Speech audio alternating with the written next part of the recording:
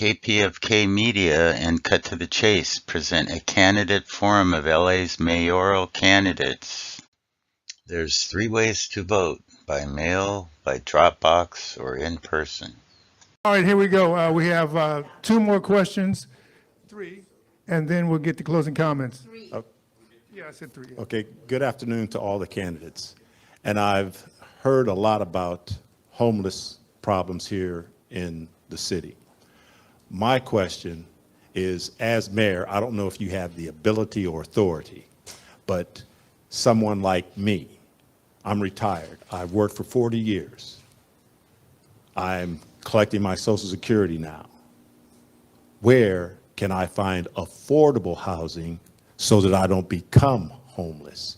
Because the average price of a home here in Los Angeles is well over $500,000 or $600,000. That is out of my bracket. So where or how would you address affordable housing so that I'm not a drug addict, I'm not a criminal, I don't have a record, and all the issues about homelessness have been about someone that is not like me? Thank you for that question. Brian Acosta here. So I think it's a layered thing, because right now also what's happening, why, when people become homeless that are, working individuals, because there's a lot of people that are working poor, it's really hard to get back into housing because it's so expensive. Who has $8,000 off, just to get into a place? So one of the things I want to do is I want to have a layered system where people can, if you're a good renter, maybe you only pay the first month's deposit, you're able to just access a home more easily. Also, I want to push co-op housing, where we would have studios, 1 bedrooms and 2 bedrooms for like, $200,000, $400,000, and $600,000, where instead of renting from somebody, you'd be able to build equity. And the great thing about co-op housing is that it'd be non-speculative, so that future generations would also be able to have permanent affordable housing. Thank you. Yeah, this is Asad Al-Najjar. I'll refer back to what I stated earlier, the 277-page plan we have. Plus, during the Garcetti era, myself and a lot of the senior engineers, and even including my wife that works in the city of LA, we started working on the Abridge home, in which identified a lot of the buildings to be refurbished. We put how we're going to do the asbestos cleaning. We defined how we're going to have a retrofit. We defined how we're going to build tiny homes. We put a plan on the container homes. We put a plan on the prefabricated homes. Everything was going in. We have budget. The city of LA has the money. Right now, it's wasted left and right, and nobody knows where. I know where it's wasted. I know exactly. There's like a $400 million disappeared, and I keep asking my boss, hey, Karen, where is the $400 million? And it's like, get out of the room. You don't belong here. No, really, we have it. We can do it. It's got stopped. Garcetti used COVID to stop, but then now, with me, I know where it is. Day 1, implemented. I fire all the deputies and all that. I have a great team here. They are ready. We are all, look, maybe one of us is going to be the mayor. And whoever it is, we're going to work collectively together because we complement each other. Thank you. Thank you, Assad. And yes, it would be my pleasure to work with any number of these people here. Truly, Assad's fantastic, but everyone here has smart ideas. And my friend, your question resonates with me. I was homeless here. I've been homeless here. Even now, after I've made it, whatever, I still rent. I've rented my whole life. I've paid $300,000 of money that I've earned to landlords. I own nothing, and they want it to be that way. The solution, social housing. We need to improve social housing. Every other modern country around the world has some amount of large-scale social housing. 40, 60% of people live in social housing, dignified social housing, right? We make it a priority, right? So it's not a speculative asset like Bryant was talking about. So it's something that people live in, working class people. We don't have to worry about their rent going up despite the economy struggling, which is happening right now to everybody in our city, right? We need more social housing options. So that's why I'm promoting public dormitories, right? For the lowest, most vulnerable, with even single room occupancy and even places to move you up. And then I want the city of Los Angeles to buy apartment buildings, own and operate those all throughout the city. Social housing options where if maybe you're a city employee, you could get one of those, and they're nice, they're dignified, they're modern, they're new. But we need our government everywhere, not just here in LA, but around the entire United States to start investing in social housing for the people. Thank you. I agree. So we often talk about housing and homelessness as two different things, but the reality is they are two sides of the same coin. And the antidote is permanent affordable housing, and it is through social housing. I'm proud to say that I've been working on social housing for the last 6 years of my career. I have helped pass a statewide bill that is a study bill on social housing in the state, so we can identify what strategies and solutions we need for the state to be able to build out the infrastructure we need to expand social housing in the state of California. I sit on the advisory committee of the state, and over the last 6 years, I've been also supporting our Measure ULA, which is now revenue for social housing, which is right now being under threat and under attack by Mayor Karen Bass and also Councilmember Nithya Raman. And we need to be able to ensure that we are protecting Measure ULA so that we can continue to use the $1 billion of revenue that will continue to expand to build housing. And let me tell everybody, because this is a conversation right now, ULA has not hurt our supply. In fact, we have had more apartments built over the last year than we ever have before, and we're going to continue to do that. So we need to expand social housing, and that is actually how we're going to be able to stabilize our own Angelenos that have housing. By the way, also tenant protections is something we need, so I'll plan on co-sponsoring a bill to repeal Costa Hawkins. I want to answer his specific question, because his question was about him as a man who's aging and living off of Social Security. I worked with the CFB Foundation for many years, and what we do is we celebrate our elderly. When I traveled in Europe a lot, I saw a lot of elderly people out at the nightclubs and people chilling. My wife, she takes care of her grandmother. They're from Russia. She's taking care of her elderly grandmother. They're not putting them in homes because we find that the deterioration of the mind is happening in these homes. So my point is, the same way we have Medicare for like people who are above a certain age, we need Rent-A-Care for people who are above a certain age. And that's a program that's specifically designed to help people who are now living on Social Security, veterans. These are specific group of people that are really being overlooked because there are people that they feel are more in need than them. But the truth is that everyone has different needs. While I won't say social housing, social, this word scares me because we got the DSA creeping their way into our government through socialism. And we've got to be careful. We've got to be careful with words and manipulation. We are a sensationalized community, and we've got to understand America is under attack internationally from foreign special interests. Say what you want. I'm just telling you how I see it. I have the right to tell you, and you have the right to accept it or not, but do your research. Do your research. Next to the last, okay, go ahead. How are we going to lose a perfectly good nation like the United States, prosperous nation? I think that we have a problem right now with affordability. When we have so many of these houses and even necessities in daily lives, food, all that is so expensive these days. And I see so many people are having difficulty. I mean, Social Security benefits, I don't know, that doesn't cover anything near what's required for daily living.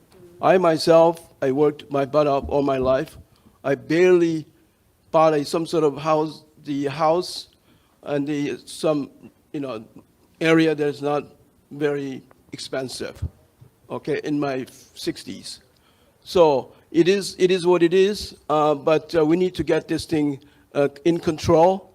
And then we want to make sure that our housings are affordable, and then we want to make sure that the permits are streamlined, so that more houses are available for average people.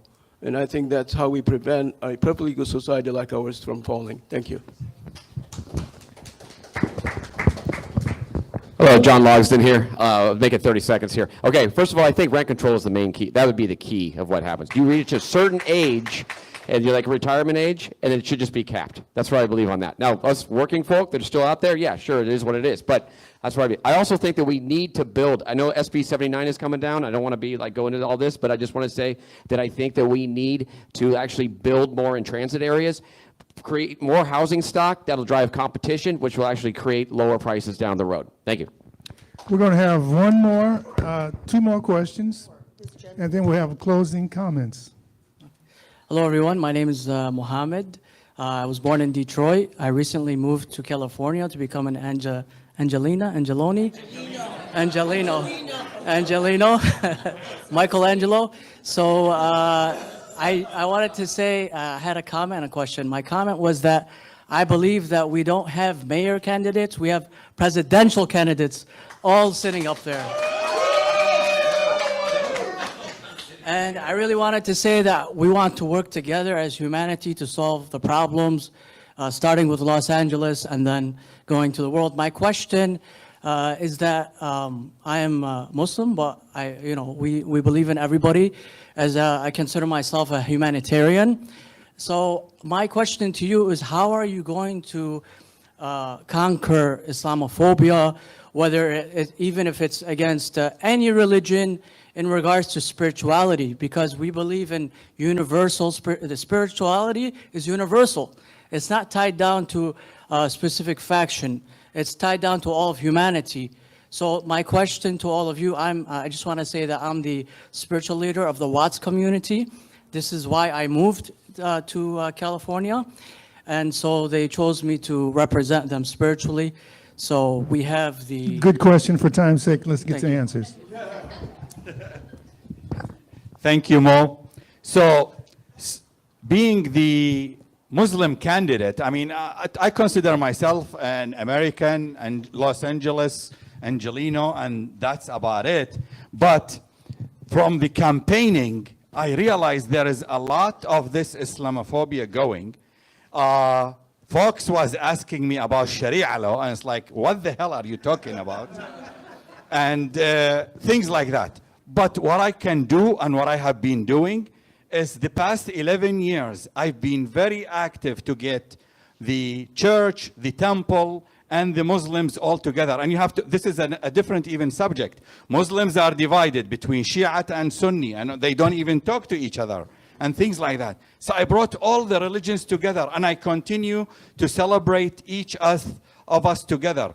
Yes, there is books, but at the end of the day, we are all children of God. We are all united in faith, and our diversity is our uniqueness. Thank you. That's really great, and I want to applaud Assad for his efforts. Truly, he's been really a leader in helping unify the all the different religions and sects around Los Angeles, and truly, we need that right now. And I think, you mentioned the right point. You said you're a humanitarian first. That's what matters, right? And here's the difference: is that we have religion and we've got humans, right? I'm an American first. I'm a Ukrainian second, right? I'm a humanitarian first. I'm a Christian second. And it's when you start to put your religion ahead of your humanity, that's when it becomes a problem. Then you're a fundamentalist, right? We need to push back against fundamentalists. They are people who would put their religion ahead of the humanity of everyone. And so I think that's the important thing. It's a cultural change that we need to promote, and I will do that as mayor of Los Angeles. It's okay. You could be any religion in the world, and it's great, but we have to put our humanitarianism, our humanity first, and then our religion second. So thank you, guys.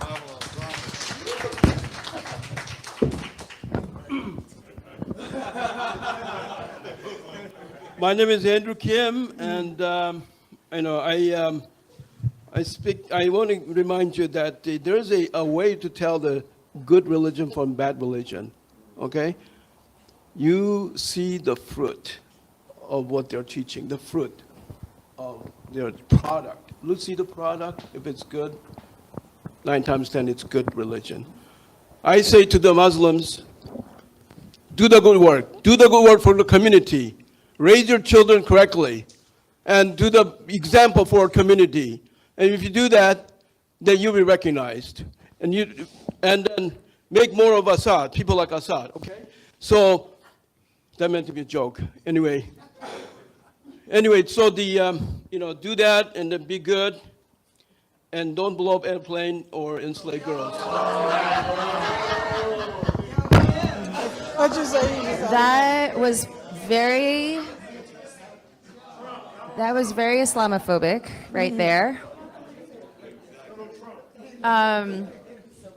Sorry, I was going to speak, but now I feel like I just need a moment to process what just happened on a radio show.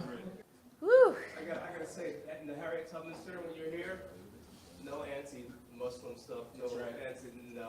No anti-Semitic, no anti-anything.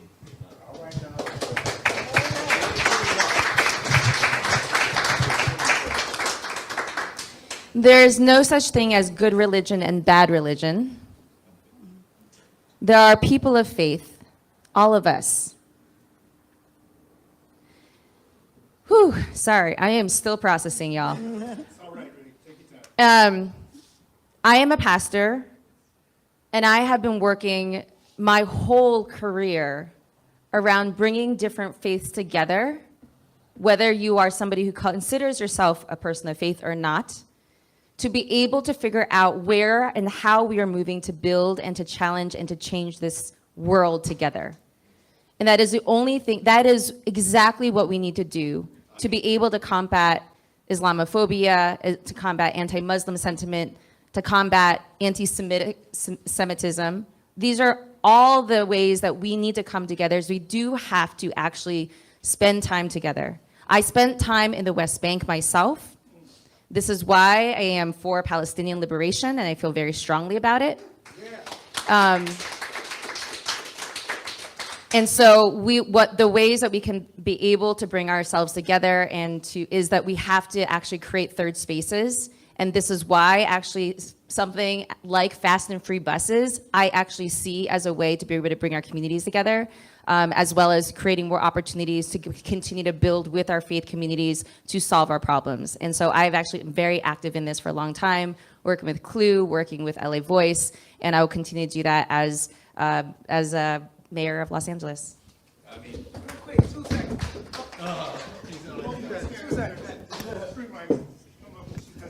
Hello, Tish Hyman. I was in Israel on October 7th, 2023, when the war started. And this is what I got from all of this as an American here. We are Americans first. We are whatever we are after that second. No one deserves to be discriminated against. No one deserves any hate. There aren't any special groups that deserve more protection than any other group. We all should be protected as Americans here because we all want the same thing: prosperity, safety, and for our city and people to thrive. So for me, I look at it all like whatever religion you practice, that's on you. We're all Americans. We're human beings first, and we need to act as that. Even with the parties and political, we're human beings first. We need to get back to humanity. That's my thoughts on that. Thank you so much. Brian Acosta here. So as a tech person, I actually think that because technology has evolved so fast, right now what we're feeding is the algorithm. The algorithm is what's really hurting us because what gets clicks? The people saying all these nasty things. And so as mayor, what I really think we need as a mayor, we need somebody that understands the technology side so that we can actually push back on it, because that's what's dividing us right now. You know, it really is. You look at TikTok, you look at Instagram. I mean, even my ads right now, it's so homophobic. It's just so ugly. And so we need to be able to have a mayor that understands technology and takes the fight to the tech companies. That way we can start bringing down those walls and we can start really unifying in a way that makes sense. Also on my LA Now app, there's a feature so that you could actually see what cultural events are happening, because right now we don't know.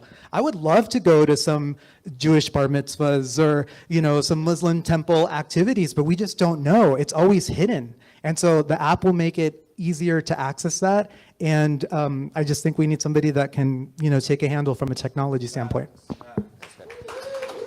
All right, I'm John Logsdon. I just wanted to say, look at us mayoral candidates up here. Every single one of us is like, this is a diverse group, right? This is LA. This is what is amazing about this place. And it's also like we all come from different religions, backgrounds, cultures. So we all have to respect each other. That's the main thing. It's about love and how we are as humanity. That should be the first priority. I don't know who said that. Andre, I think did. But you know what? Let's just be good people. That's all it is. If we were all good people, we wouldn't need cops. We wouldn't need all this. We would be able to just police ourselves. That's where it all is. So let's just be nice. And there we are. Thank you. Okay. Okay. Did he speak? Did you speak already? Yeah. No. Sit. We have one last question. You already spoke on this question. Okay, you want to speak? Yeah, you can do that. Somebody. Yeah, like 30 seconds. It came out really wrong that I somehow dislike Muslims or Islamic religion. No, What I'm saying is that I love all the religions. Islam is one of the main religions that I respect. That's all I have to say. All right. You made a joke with bad taste. That's I think that's what Yeah. happened. All right, so this is Yeah, KPFK's I do Mayoral admit Forum. We're that it wrapping was up in bad now, taste. and we're going to have one last question from Executive Director of BW, Black Women for Wellness, Jan Robinson Flint. Go ahead. Okay, so I'm here today wearing my Black Women for Wellness Action Project hat.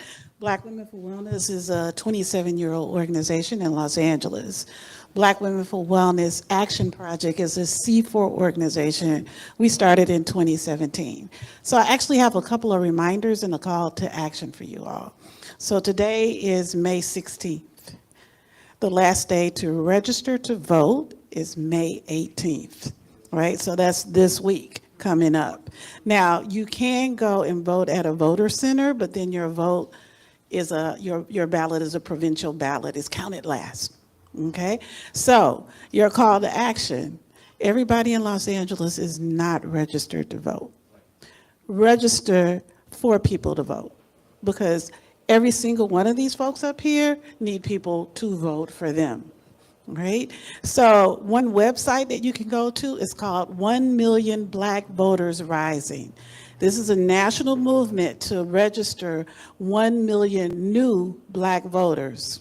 This is because there has been such an attack on Black voting rights all across the South. Okay, so I'm gonna tell you that website one more time, 1millionblackvotersrising.org. And your charge and your call to action is to register 4 new voters before May 18th. You got 2 days. You know somebody. You might know a 17-year-old who will be turning 18 before the day of the election. There's a lot of Doris And don't out just here. tell them to vote, educate him a little bit. I'm gonna get Because, on see, to the without second voting- thing. Go ahead. Okay. The second thing in terms of your call to action, we live in Los Angeles, we live in California, we live in America. It's a democracy that costs money. So if you believe in one of these candidates up here, send them some cash. Make a donation, because they need money to make it happen. No doubt, they need money. Yes. Okay, so they need voters and they need money. So, I mean, it's great to applaud them and to listen and say, yeah, that was a good answer, but really put your money where your vote is, right? Because that's important. That way they don't have to take money from big oil or industry like that, and they won't be then subject to the whims of that industry.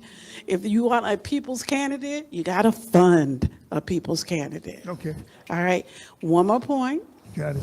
and then that is, there are plenty of people in Los Angeles who cannot vote, right?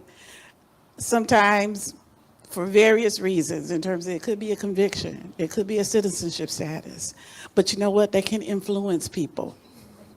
Right? So if you run into folks that you are attempting to register and they can't vote, information is so critical. Have that house party, because chances are they know some folks who do vote and they can influence them.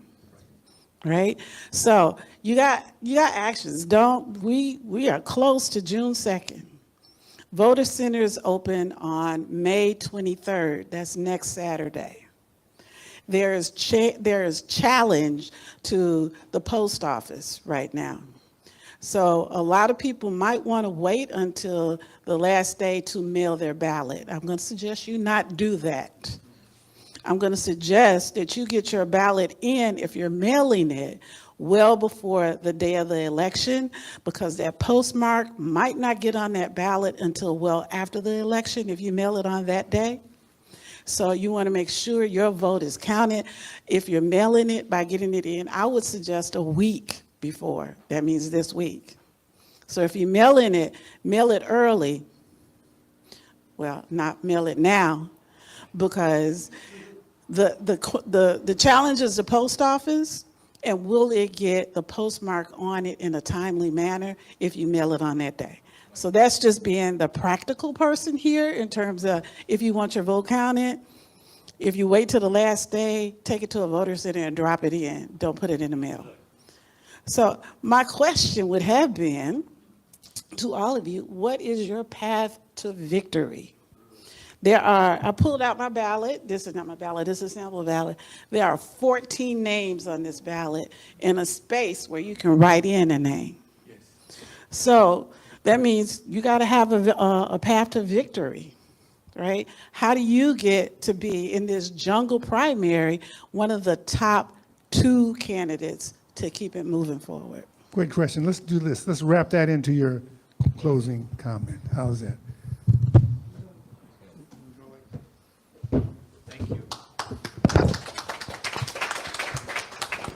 Brian Acosta here. So campaigning, being on the campaign trail, talking to people, seeing how the media has treated this whole campaign, the reality is that money talks, status talks.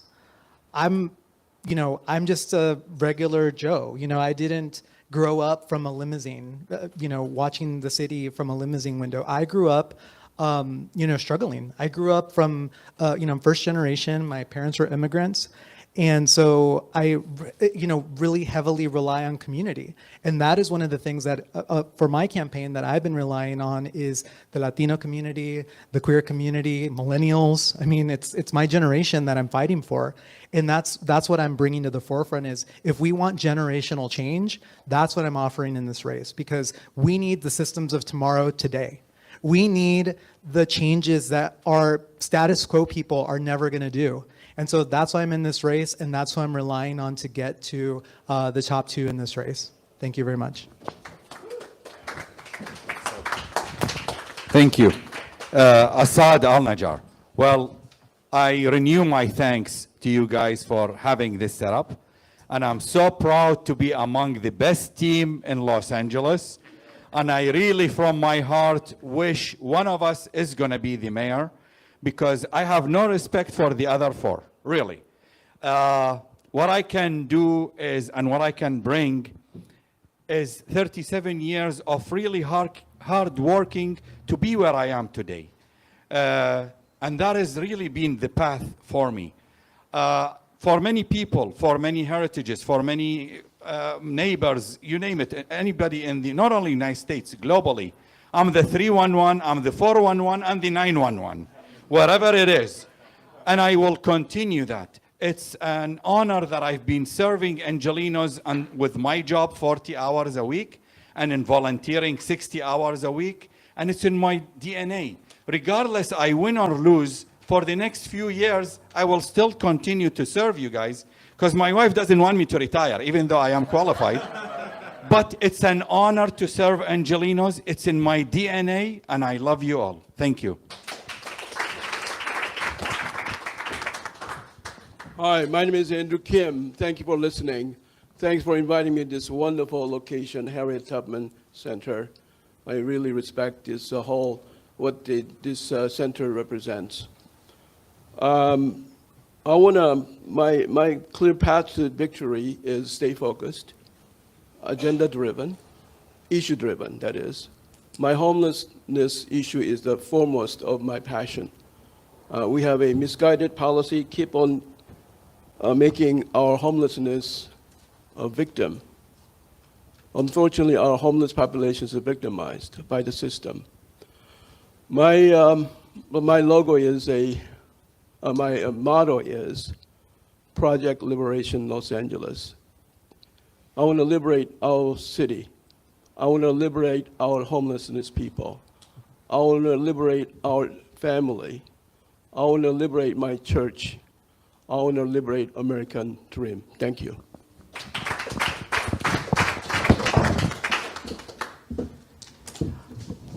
Hello, everybody. I'm John Logston, and I just want to say, as far as how I'm going to make it to the top 2 for November, I'm just head down. I'm going to try to make it happen. I'm going to work as hard as hell. But here's the thing. I'm a regular, everyday guy. I work my tail off for actually my 9-to-5 job. I've got kids. I got a lovely wife, and I am a true Angeleno, and I'm fighting for LA. And I work in the business, in the entertainment business. I believe I'm one of the only ones in this, in the group that actually is boots on the ground working every day. I got 2 jobs coming up this week, which I'm juggling the mayoral thing and actually producing. So I'm going to fight hard to make sure that there is no runaway production and that we are keeping entertainment, film business here in Los Angeles. That is my #1 goal for like the next 2 weeks. Get that word out and make it happen. Let people know that I'm fighting for them, because there's a lot of Angelinos doing that.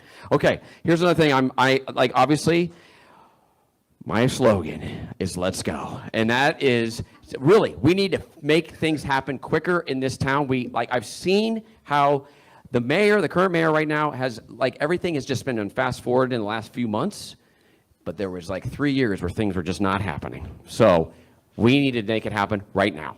Let's go. Thank you. And I want to just thank everybody here, everybody that's listening on the radio and in here in this room.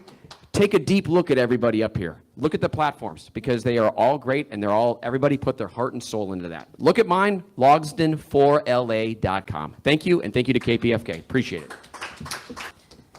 Whew, sorry, I'm still processing, to be very honest with you, what happened back there. I'm just being so honest. I felt like my gut was punched to hear the anti-Muslim sentiments named on the stage, which just zero tolerance for that, period, in this city. As far as how our plan to win, I'm very proud to say that we have now raised over $500,000 with matching funds to be able, with zero money from corporations, zero money from lobbyists, over $500,000 to be able to put into our campaign. We have knocked on thousands of doors, and our field capacity is we are focused on that and to make sure that we hit as many possible doors as we can by by June 2nd. We have reached 500,000 people now on social media. We have well over 1,200 volunteers who are actively engaged in our communities and actively engaged in our campaign. This is the path to win, is that right now we are in a culture of fear. People are too afraid to be able to even imagine that this city could work for them, that they could have a life here. We need to change that around. And that's exactly why I'm running for office, because as I've been saying, it's not that the system is broken. It's that the system is working exactly as it's designed to work. The problem is it's not designed to work for you and I. And that's why we need to mobilize, move, show up, vote, volunteer, get activated, and finally change the system so that we make sure that this city works for working Angelinos. Tish Hyman here for my final word. And honestly, I'm already at the victory lap. Let me explain why. Because I will never stop fighting for Los Angeles. Something awoke inside of me. And I left the studio with Ty Dolla $ign. I left Kanye. I left everybody at the studio to fight for this city. And I'm going to keep fighting. You know why? There's little girls dependent on me. There's women dependent on me.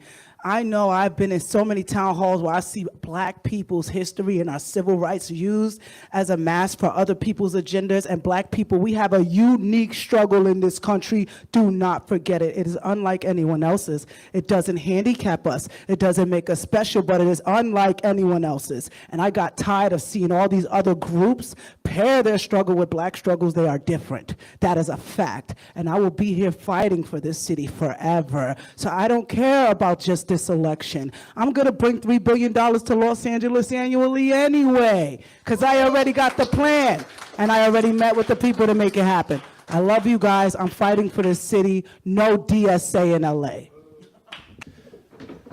My name's Andre A. Salivra, and it would be my pleasure to serve you as your next mayor for Los Angeles.